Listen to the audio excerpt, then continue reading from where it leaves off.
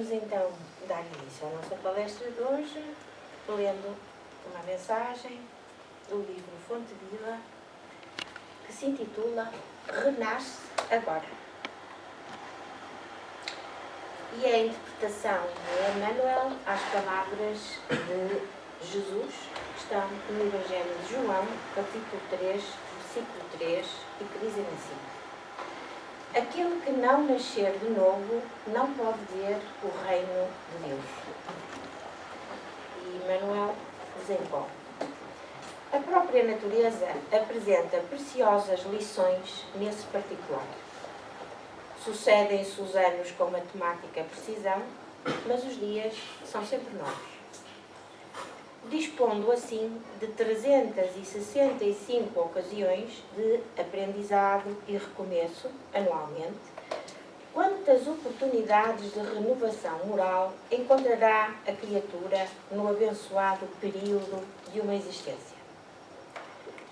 Conserva do passado o que for bom e justo, belo e nobre, mas não guardes do pretérito os detritos e as sombras, ainda que mesmo quando mascarados de um encantador revestimento. Faz por ti mesmo, nos domínios da tua iniciativa, pela aplicação da fraternidade real, o trabalho que a tua negligência atirá fatalmente sobre os ombros dos teus benfeitores e amigos espirituais. Cada hora que surge pode ser portadora de reajustamento. Se é possível, não deixes para depois os laços de amor e paz que podes criar agora, em substituição das pesadas algemas do desafeto. Não é fácil quebrar antigos preceitos do mundo ou desennovelar o coração a favor daqueles que nos ferem. Entretanto, o melhor antídoto contra os tóxicos da aversão é a nossa boa vontade, a benefício daqueles que nos odeiam ou que ainda não nos compreendem. Enquanto nos demoramos na fortaleza defensiva, o adversário cogita de enriquecer as munições, mas se descemos à praça desassombrados e serenos, mostrando novas disposições na luta, a ideia de acordo substitui, dentro de nós e em torno dos nossos passos, a escura fermentação da guerra. Alguém te magoa? Reinicia o esforço da boa compreensão. Alguém não te entende? Persevera em demonstrar os intentos mais novos. Deixa-te reviver cada dia na corrente cristalina e incessante do bem. Não esqueças a assertiva do Mestre: aquele que não nascer de novo não pode ver o reino de Deus. Renasce agora em teus propósitos, deliberações e atitudes, trabalhando para superar os obstáculos que te cercam e alcançando a antecipação da vitória sobre ti mesmo. Mais vale auxiliar ainda hoje que ser auxiliado amanhã. Vamos fechar os nossos olhos, respirando fundo, inspirando e expirando, para que consigamos relaxar, serenar a nossa mente, expulsar todos aqueles pensamentos que nos ocorrem rapidamente e que nos preocupam com as nossas vidas lá fora. Deixemos que esses pensamentos fiquem para trás e levemos o nosso espírito para que nos possamos ligar aos planos superiores da vida. Coloquemos na nossa tela mental a figura do nosso irmão maior, Jesus. Concentremos-nos na sua figura terna, doce, serena, no seu olhar, e nas palavras que diz e que entram diretamente para o nosso coração. Agradecemos a Deus esta oportunidade que se nos dá de conhecermos a doutrina que nos esclarece, que nos conforta e que nos orienta para que também nós possamos evoluir, tornar-nos pessoas melhores, até alcançarmos aquilo que o Evangelho nos diz ser um homem de bem. Deixemos-nos envolver pelo amor, pela paz, pela harmonia e plenos destes sentimentos, façamos com que eles nos ultrapassem e atinjam aqueles que nos estão próximos e aqueles que nos estão próximos, por sua vez, imbuídos dessas sensações de paz, irão influenciar outros e outros e outros, de modo que todas essas sentimentos de amor, de paz, de caridade se vão estendendo pelo mundo. E assim, podemos todos em conjunto progredir enquanto humanidade. Pedimos a Jesus, o nosso querido irmão maior, que com as suas bênçãos sobre a terra lhe traga paz e harmonia de que tanto precisa nestas alturas conturbadas de fome, de guerra, de morte e tristeza.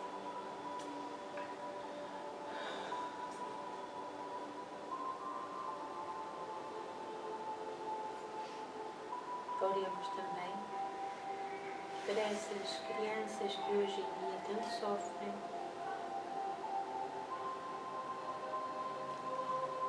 apesar de,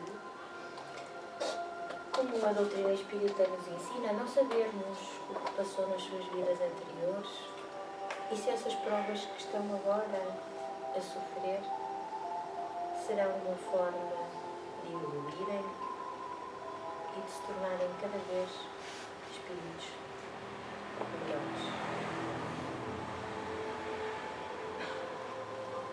Oremos por todos aqueles que necessitam nos dois planos da vida, pelos doentes, pelos que são abandonados, pelos que vivem nas ruas, pelas crianças e pelos jovens, pelos idosos.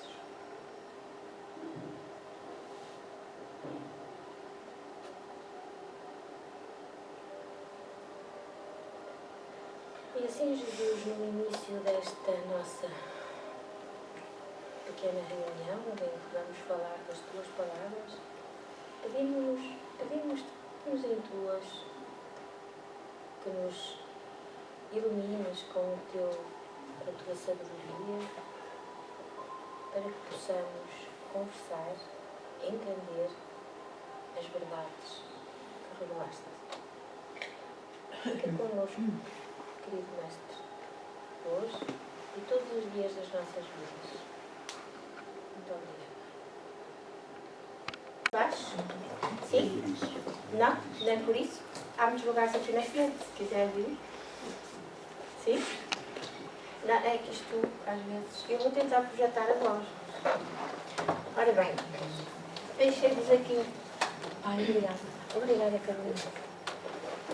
Um pensamento de Chico Xavier para refletir. Quanto mais te convences que podes ser feliz e de que tens em ti os atributos da paz, ação, resistência e amor, mais as facilidades chegam a ti.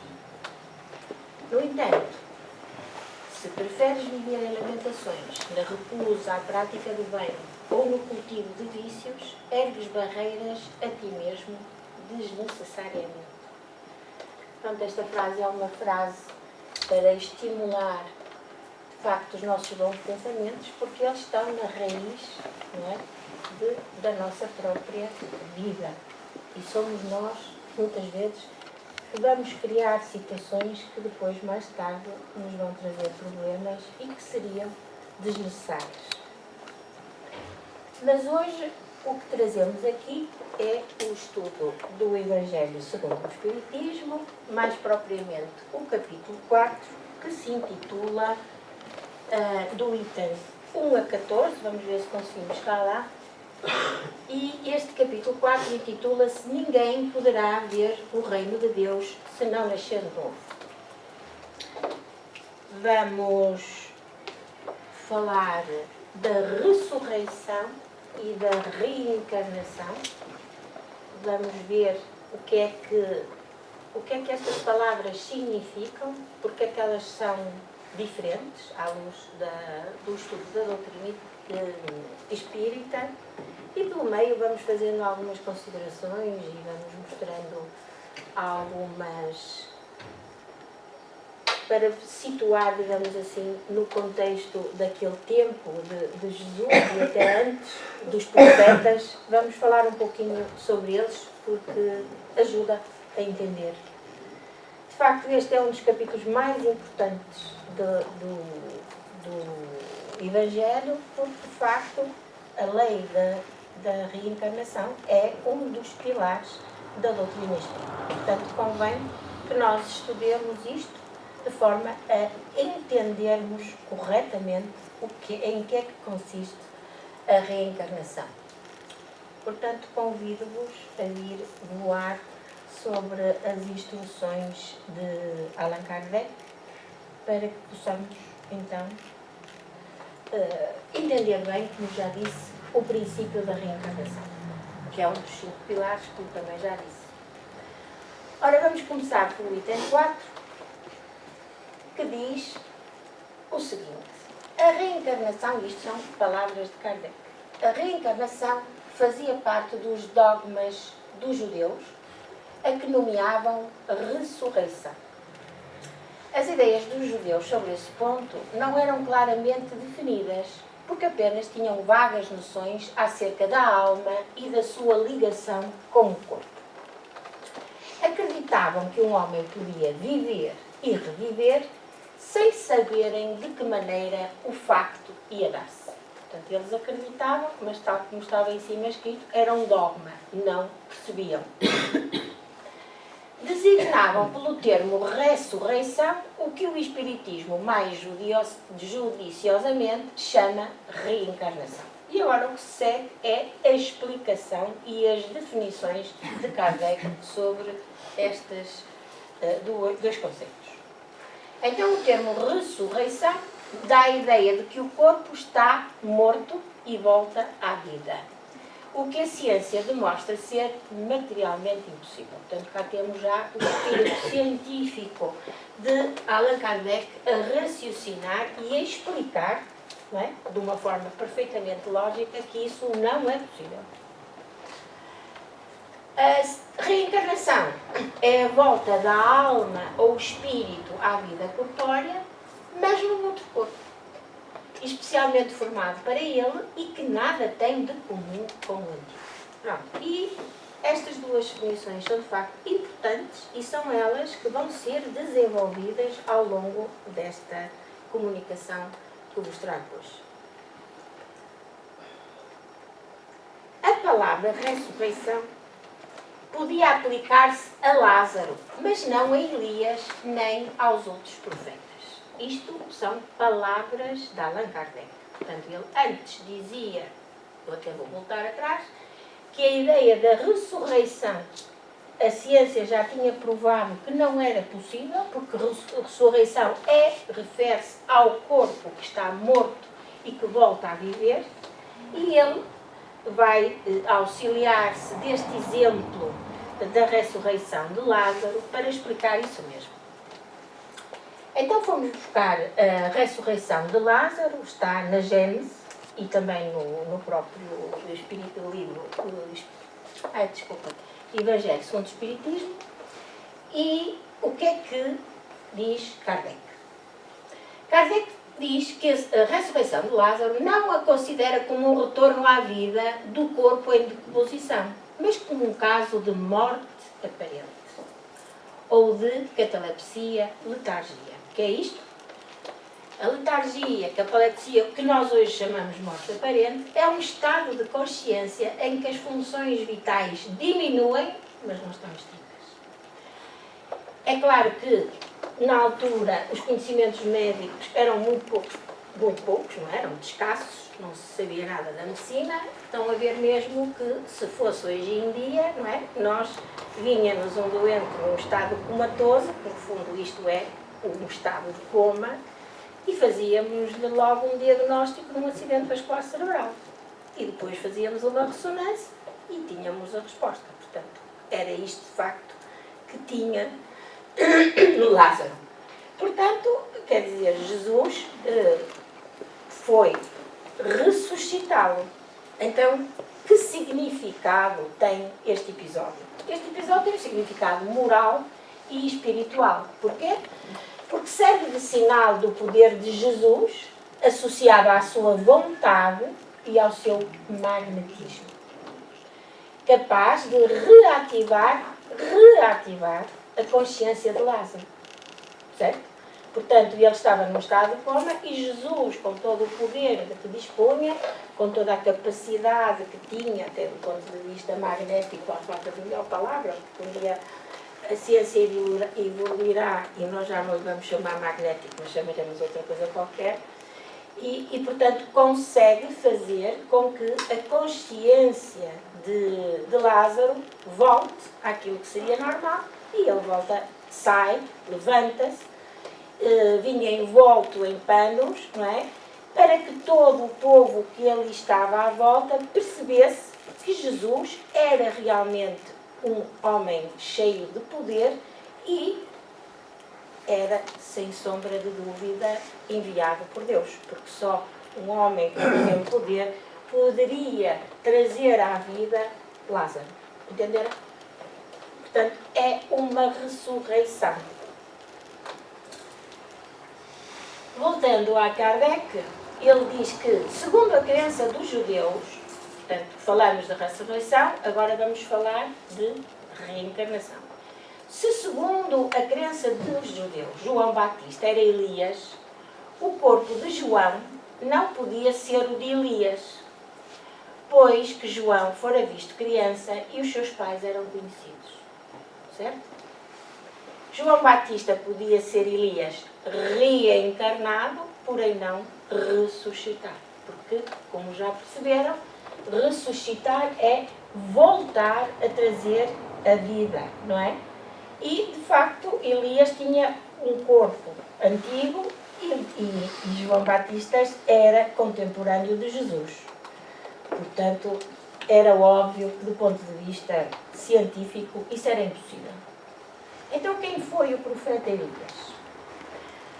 Ele viveu no século IX a.C., no reino de Israel, anunciou a vinda do Messias, defendeu o monoteísmo, não é? Um Deus único, e as leis de Moisés, que estavam esquecidas pelo povo, que naquela altura prestavam um culto pagão ao Deus Baal.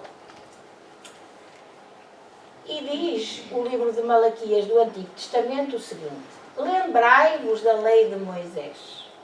Eu vos enviarei o profeta Elias antes que chegue o grande dia do Senhor. Antigamente, e ainda há muitas pessoas que acreditam nisso, que este dia do Senhor aqui refere-se ao dia do julgamento final.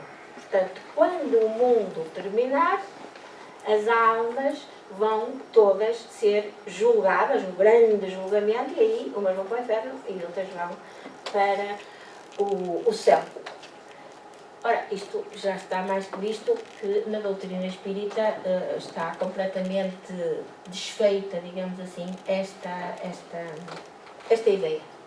Mas pronto, era uma crença antiga e temos que respeitar por isso, não é? Então, e João Batista? Quem foi? João Batista era filho de um sacerdote, de Zacarias, e de Isabel, que era prima de Maria, mãe de Jesus.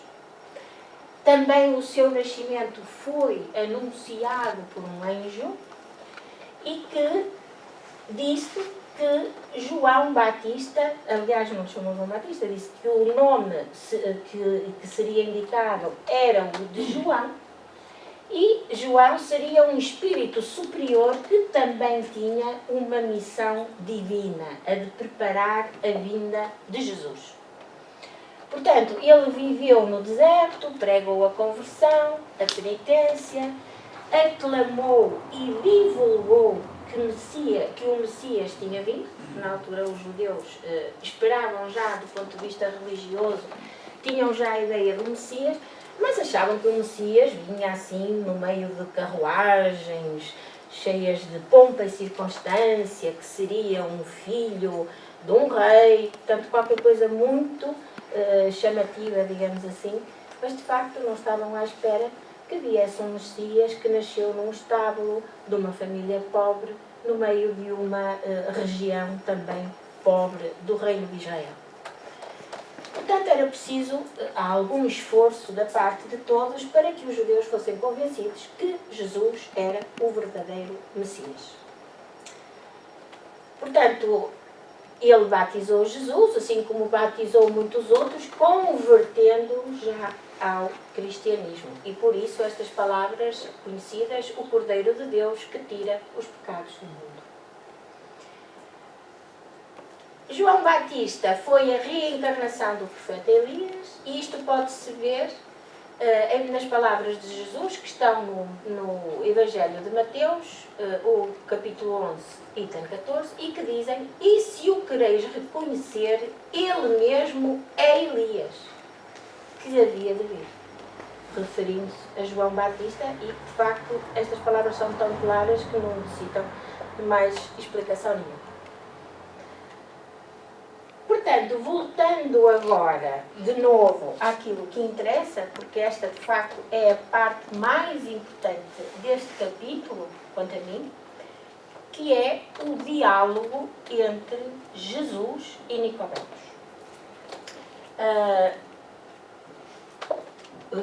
Allan Kardec seleciona dentro do Evangelho de João no capítulo 3, estes versículos de 1 a 12, e então vamos ler e depois vamos explicar, interpretar, perceber bem o que é que estas palavras de Jesus significam. Então, Nicodemos estava de facto admirado com Jesus, mas como era um indivíduo que pertencia ao Sinédrio, digamos que é uma assembleia, não é? A nossa assembleia, um senador, alguém muito importante, resolveu ir vê-lo de noite, para que ninguém visse que ele ia falar com Jesus. E então, Nicodemos disse a Jesus: Mestre, sabemos que vieste da parte de Deus para nos instruir como um doutor, porquanto ninguém poderia fazer os milagres que fazes se Deus não estivesse com ele. Não é? Os milagres eram sucessivos. Este de Lázaro foi uma coisa realmente: levanta-te e anda. Jesus respondeu: em verdade te digo, ninguém pode ver o reino de Deus se não nascer de novo. E disse-lhe Nicodemos: como pode nascer um homem já velho? pode tornar a entrar no ventre de sua mãe para nascer segunda vez? Retorquiu-lhe Jesus: em verdade te digo, se um homem não renasce da água e do Espírito, não pode entrar no reino de Deus. E continua Jesus: o que é nascido da carne é carne, e o que é nascido do Espírito é Espírito. Não te admires de que eu te haja dito ser preciso que nasças de novo. Portanto, Jesus reforça as primeiras palavras, volta a repetir, que é preciso que nasças de novo. O Espírito sopra onde quer e ouves a sua voz, mas não sabes de onde ele vem nem para onde vai. O mesmo se dá com todo o homem que é nascido do Espírito. Não se assustem, porque nós vamos estudar estas frases uma a uma, porque de facto isto é difícil de interpretar, não é? Não se esqueçam que a linguagem era antiga, que as pessoas que tinham um grau de compreensão diferente e, portanto, vamos explicar isto tudo. Mas vejam, de facto, a beleza de tudo isto, deste diálogo, a riqueza destas palavras. Então, depois de Jesus dizer tudo isto, que era possível renascer de novo, que era possível entrar no reino de Deus, mas havia aqui algumas condições a cumprir. Respondeu-lhe Nicodemos: como é que se pode fazer isso? E Jesus observou: pois que é? És mestre em Israel e ignoras estas coisas? Sim, estávamos a falar com alguém, um doutor da lei, alguém que sabia interpretar as Escrituras. Digo-te em verdade que não dizemos senão o que sabemos e que não damos testemunho, senão do que temos visto. Entretanto, não aceitas o nosso testemunho. Mas, se não me credes, quando vos falo das coisas da terra, como me crereis quando vos falo das coisas do céu? Complicado. Se ele não acredita, Nicodemos, vai ser difícil. Bom, vamos então tentar dividir estas frases e percebê-las. Esta é a nossa interpretação. Espero que entendam e se tiverem algumas dúvidas ou quiserem discutir sobre o assunto, depois vamos lá. Em verdade, portanto, primeiro vamos analisar esta frase. Em verdade te digo, ninguém pode ver o reino de Deus se não nascer de novo. Portanto, aqui o que temos em primeiro lugar é o que é o reino de Deus. É um conceito central no cristianismo, à luz do espiritismo, tem um sentido moral e espiritual. Portanto, todas as religiões que têm por base o cristianismo têm esta noção, este conceito de reino de Deus. Não é um lugar físico, nem material, mas sim um estado interior de elevação espiritual. E temos Lucas que nos diz: o reino de Deus está dentro de nós. Ora, está dentro de cada um de nós se vivermos segundo as leis morais divinas de amor, de caridade, de justiça, de humildade e de perdão. Portanto, esta é a condição importante e única para que nós possamos entrar no reino de Deus. E como é que se constrói esse reino de Deus? Inicia-se pela transformação íntima do indivíduo. Isto é, pela purificação dos pensamentos e das ações. É uma libertação progressiva dos nossos vícios de egoísmo, do orgulho e de ambição, que é uma visão exclusivamente material. Portanto, implica que nós deixemos para trás todo este tipo de sentimentos e de emoções. No fundo, é uma opção de vida em harmonia com as leis divinas. É um aprimoramento moral e intelectual que, rumo à perfeição espiritual e felicidade prometida por Deus, que se vai concretizar na vida futura. Portanto, isto assim de uma forma muito esquemática é o que consideramos ser o reino de Deus. Como se constrói, aliás, dentro de cada um de nós, o reino de Deus. Mas o reino de Deus não é só nosso, implica também que se estenda à comunidade em que vivemos, à humanidade. E então, como é que nós percebemos isto? Quem é que nos dá instruções? Podemos recorrer ao livro dos Espíritos, ou à última questão, deixa-me falar, desculpa, que é 1119, em que o Espírito São Luís ensina que o reino de Deus, em dimensão coletiva, chegará à Terra. E diz-nos assim: o bem reinará na Terra quando os bons predominarem, porque farão que aí reine o amor e a justiça, fonte do bem e da felicidade. Por meio do progresso moral e praticando as leis de Deus, é que o homem atrairá para a terra os espíritos bons e dela afastará os maus.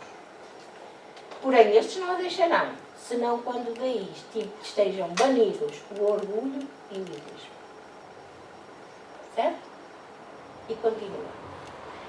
Predita foi a transformação da humanidade e vos avizinhais do momento em que se dará. Reparem o tempo dos espíritos, como é diferente do nosso, não é? Está quase, está quase. Está quase, mas já passaram 200 e tal anos e ainda não subiu. Mas está quase. Predita foi a transformação da humanidade e vos avizinhais do momento em que se dará, cuja chegada apressam todos os homens que auxiliam o progresso. Portanto, ainda vai ter digamos assim, um contingente das pessoas que já vivem na Terra e que estão empenhadas em que a humanidade progrida. Essa transformação se verificará por meio da encarnação de espíritos melhores que constituirão na Terra uma geração nova. Que esperança que isto dá! Então, os espíritos dos maus e de todos os que tentem deter a marcha das coisas serão daí excluídos, pois que viriam a estar deslocados entre os homens de bem, cuja felicidade perturbaria.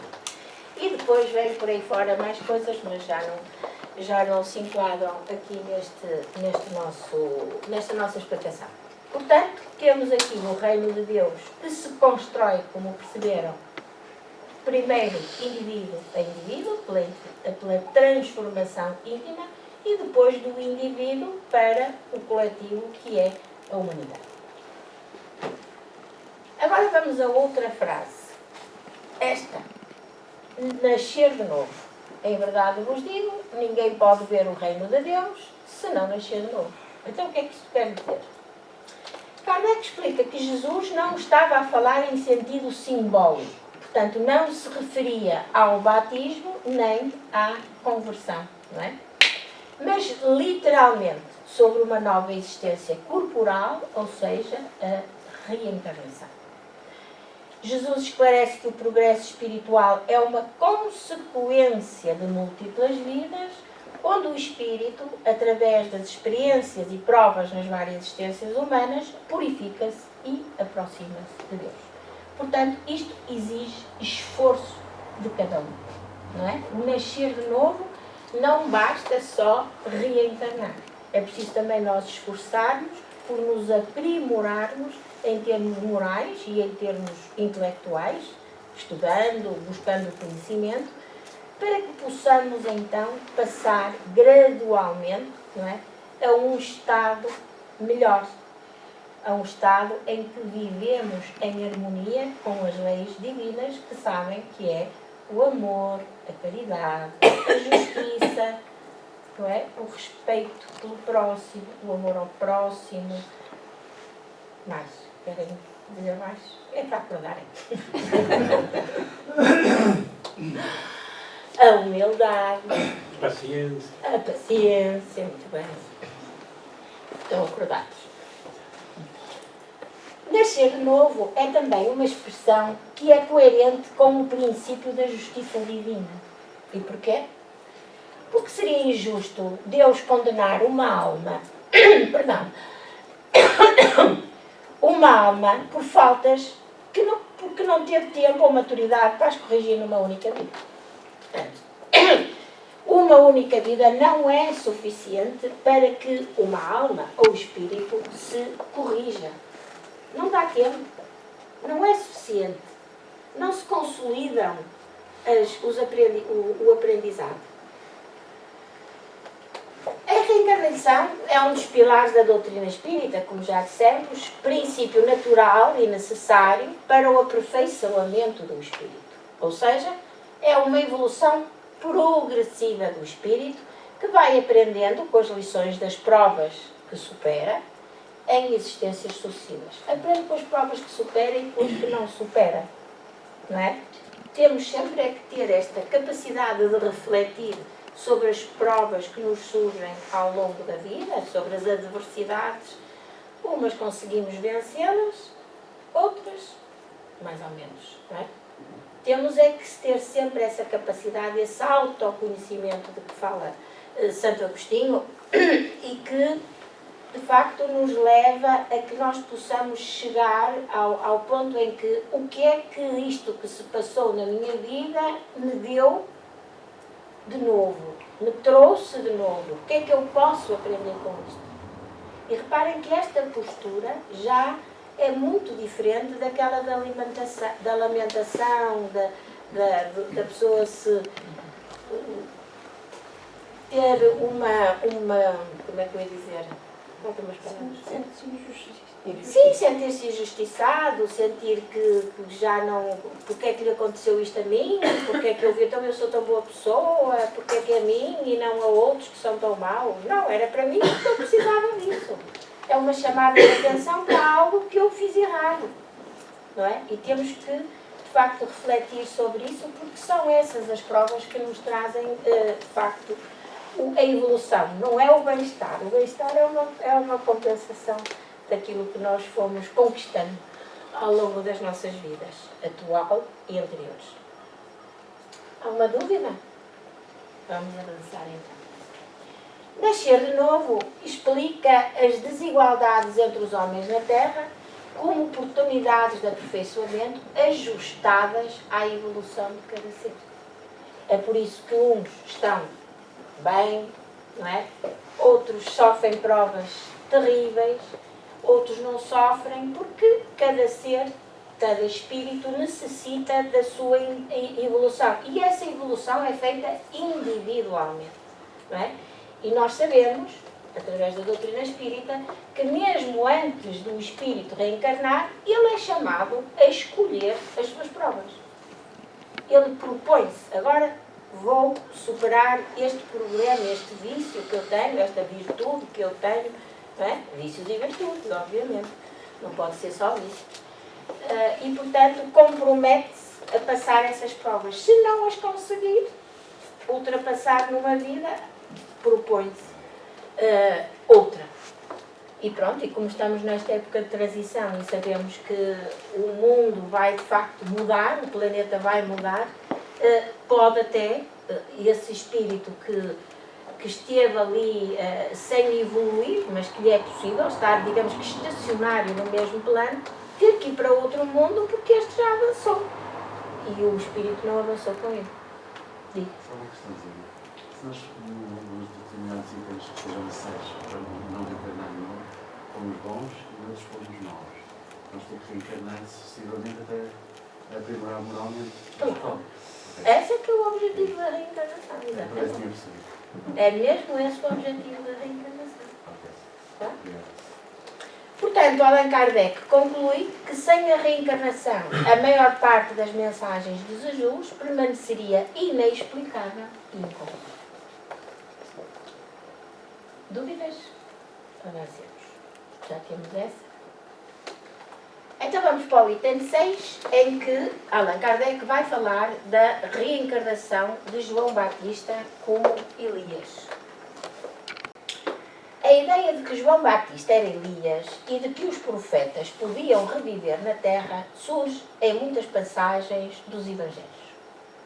Se essa crença fosse errada, Jesus não teria deixado de a combater como combateu tantas outras. Isto é tão lógico que acho que não vale a pena explicar mais, não é? Longe disso. Perdão, ele sanciona, ele, Jesus, a sanciona com toda a sua autoridade e a põe por princípio e como condição necessária quando diz: ninguém pode ver o reino de Deus se não nascer de novo. Já analisamos esta frase. E insiste acrescentando: não te admires de que eu te tenha dito ser preciso que nasças de novo. Portanto, ele reforça a frase, isto ainda no diálogo com Nicodemos. Isto agora é a nossa explicação sobre a ligação entre Elias e João Batista. É explicada pelo princípio da reencarnação. João Batista foi a reencarnação do profeta Elias, retomando uma missão espiritual semelhante, ou seja, preparar o caminho para a vinda de Jesus. E é importante chamar a atenção para este aspecto. Portanto, são dois espíritos superiores que reencarnam, sendo Elias que veio primeiro e João Batista depois, mas a missão é a mesma. Entenderam? É porque a missão de Elias não foi completa. Certo? Portanto, ele cumpriu uma parte da missão e depois veio João Batista e cumpriu a outra.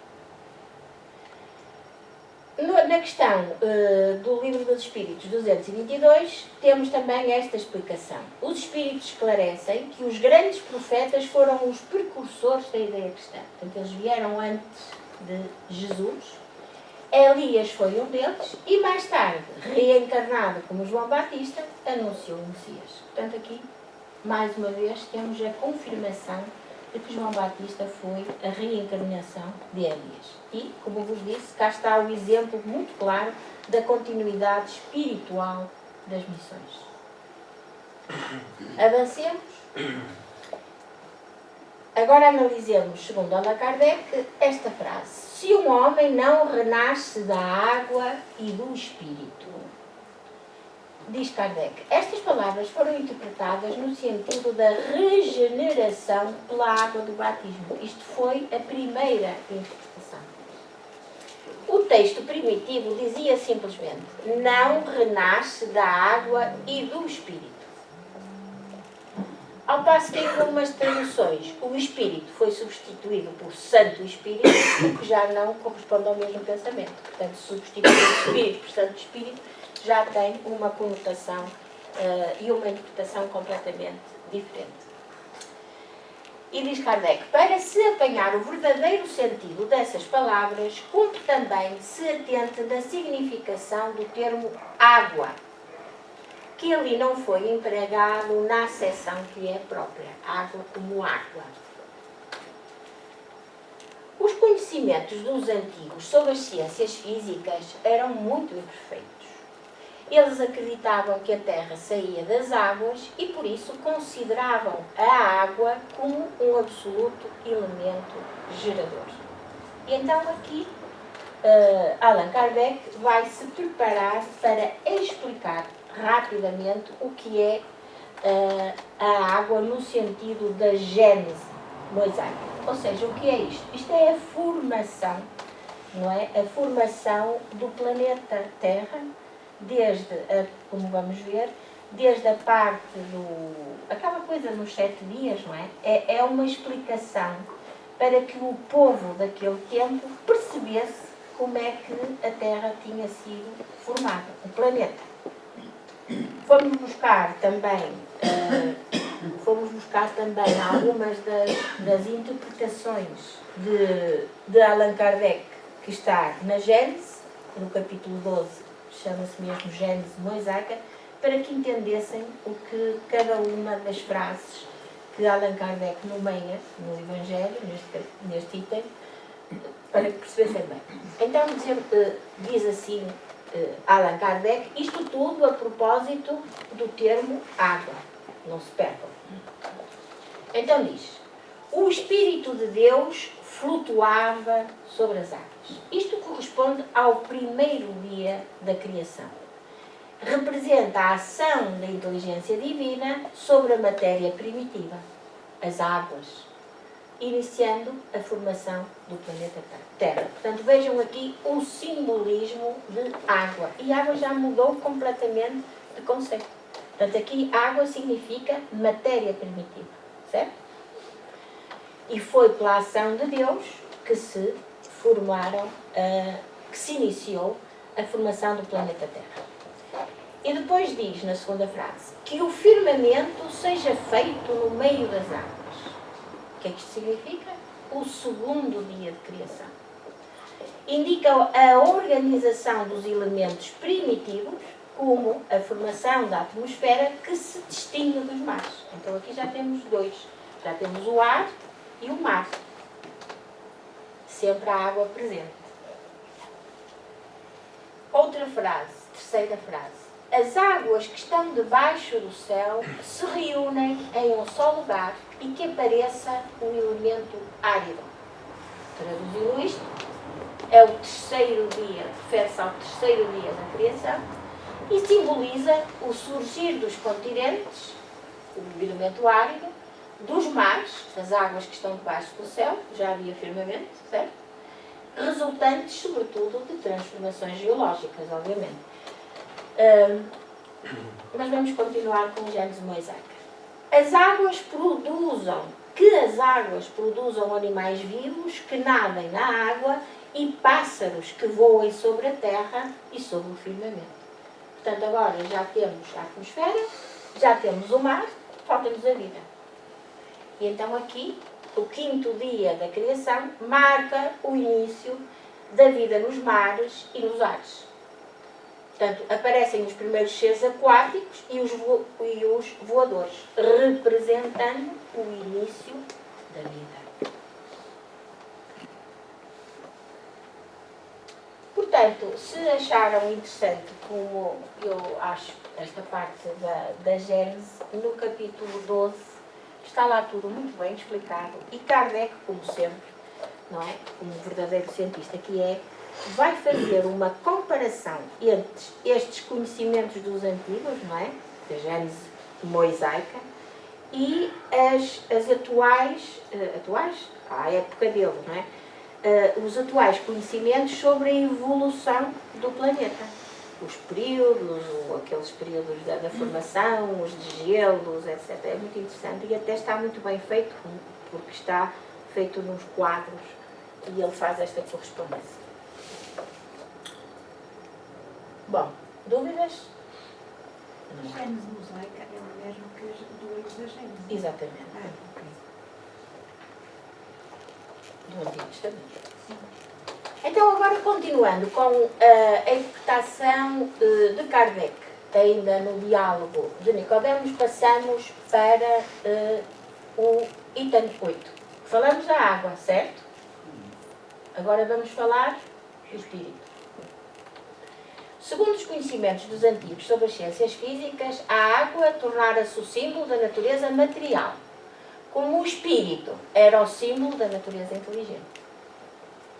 Estas palavras de Jesus no diálogo com Nicodemos, se o homem não renasce da água e do Espírito, ou em água e em Espírito, significam, pois, que o homem não renasce, reparem bem, o homem não renasce com o seu corpo e alma. Não renasce. Pois, baralho. Ok, vamos continuar. É nesse sentido que inicialmente as compreenderam. Portanto, o homem, o corpo, já percebemos que o corpo vem de novo, não é? Portanto, nós temos aqui dois tipos de reencarnação, digamos assim. Temos uma física, certo? Em que o corpo vem de outro corpo, é o nascimento do homem, e depois temos a reencarnação da alma, em que o espírito procede do espírito. Estas são as palavras que isto significa. Reparem só o que diz Kardec. Tal interpretação se justifica por estas outras palavras. O que é nascido da carne é carne. O que é nascido do espírito é espírito. Entende-se melhor assim. Jesus estabelece uma distinção, com estas frases, entre o espírito e o corpo. O que é nascido da carne é carne, o que é nascido do espírito é espírito. O que é nascido da carne indica claramente que só o corpo procede do corpo e de que o espírito é independente do corpo físico. Portanto, temos dois processos diferentes de reencarnação. Ok? Vamos interpretar outra vez estas palavras que são difíceis de entender. Vamos lá. Em verdade te digo, se um homem não renasce da água e do Espírito, não pode entrar no reino de Deus. Então, Jesus diz uma verdade espiritual essencial, que é a necessidade de renovação completa do ser, tanto física como espiritualmente, para alcançar o reino de Deus. No fundo, a reencarnação é absolutamente necessária a esta progressão e renovação do corpo e da alma. É uma das frases mais claras referentes à reencarnação. É uma lei universal que assegura a justiça, o progresso e a misericórdia divinas. Também já vimos isso, não é? Através de diversas existências, o ser aprende, corrige-se e avança rumo à perfeição do Espírito. Renascer da água é uma linguagem simbólica da época em que a água representa a matéria, ou seja, a geração do corpo físico do homem, o nascimento, certo? Simboliza o renascimento da matéria, a volta do espírito à matéria, através da reencarnação. O renascer do espírito refere-se à pré-existência da alma e à pluralidade das existências. Portanto, o espírito já existia, não é? É o espírito que se vai e que vai progredindo através de existências sucessivas. Ele precisa de reencarnar para evoluir. Portanto, precisa dessa transformação moral e intelectual. E quando dizemos intelectual, queremos nos referir ao conhecimento, não é? Sobre tudo isso. E depois aquela últimas palavras, não pode entrar no reino de Deus. O reino de Deus, como já vimos atrás, é um estado de elevação espiritual que se conquista. Nada disto é dado de bandeja, perdoem-me a expressão. Conquista-se com esforço, com prática do amor e da caridade. Portanto, não basta reencarnar, não é suficiente reencarnar. Não é? Nós, ao reencarnarmos, automaticamente não evoluímos, não é assim. Só evoluímos se essa for a nossa opção, não é? Através do livre-arbítrio que temos. Não podemos recuar, mas também não podemos progredir se não fizermos nada. Temos a opção de, pura e simplesmente, passarmos mais uma existência ao lado daquela evolução que nos é dada, que nos é dada a oportunidade, nós, pura e simplesmente, podemos não querer, não é? Ter essas oportunidades, passar essas provas, por variadíssima ordem de razões, cada um saberá das suas. Mas, claro, que não evoluímos, mantemos-nos no mesmo estadio, no mesmo plano. Portanto, não é preciso... não é preciso, já fiz asneira. Não é como sempre. Pronto, não é? Não basta reencarnar, é preciso progredir espiritualmente, renovando pensamentos, sentimentos e ações para se harmonizar com as leis divinas. Item 9. Vamos agora analisar esta frase. O Espírito sopra onde quer.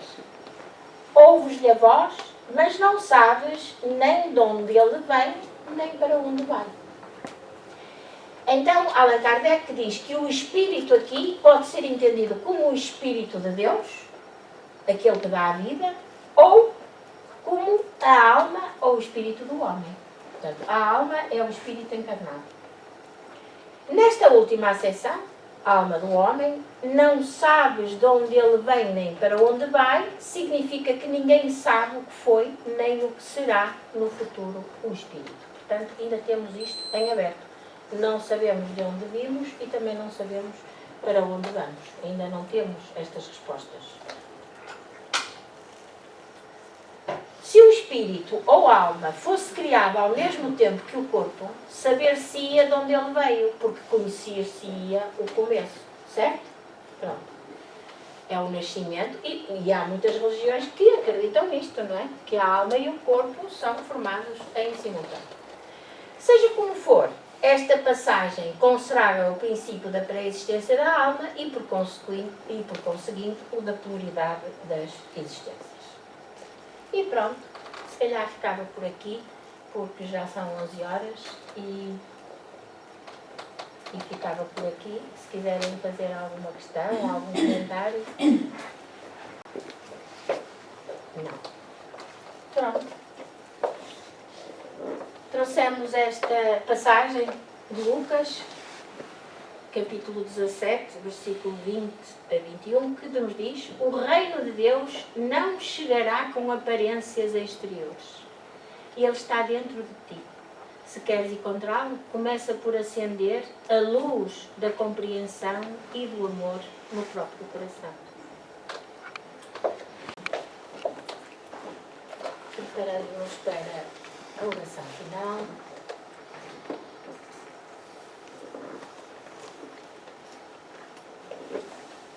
E vamos agradecer aos nossos benfeitores espirituais, aos benfeitores espirituais desta casa, a Jesus, nosso Mestre, nosso modelo, nosso exemplo de vida, a oportunidade que tivemos de estudar as verdades, as palavras de Jesus, que tanto nos ensinam e que nos dão orientações claras sobre como seguir a nossa vida para evoluirmos como espíritos que somos, como criação de Deus. E que através da sua bendita justiça, amor e caridade nos dá a oportunidade de sermos espíritos perfectíveis e vivermos na felicidade eterna. Agradecemos-te, Deus Pai, por todo o amor que nos tens, pelo amor com que nos criaste, e queremos estar sempre junto a ti, envolvidos por estas bênçãos do nosso querido irmão Jesus, o nosso irmão maior, que nos trouxe a palavra, a verdade.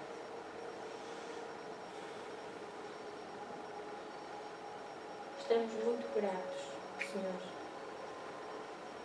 por tudo aquilo que tens feito por nós. Agradecemos-te de todo o coração e pedimos que nunca nos abandones, mesmo quando, sem querer, caímos das tentações, desistimos das provas, dá-nos força e dá-nos coragem para continuarmos. Muito obrigada. E assim seja.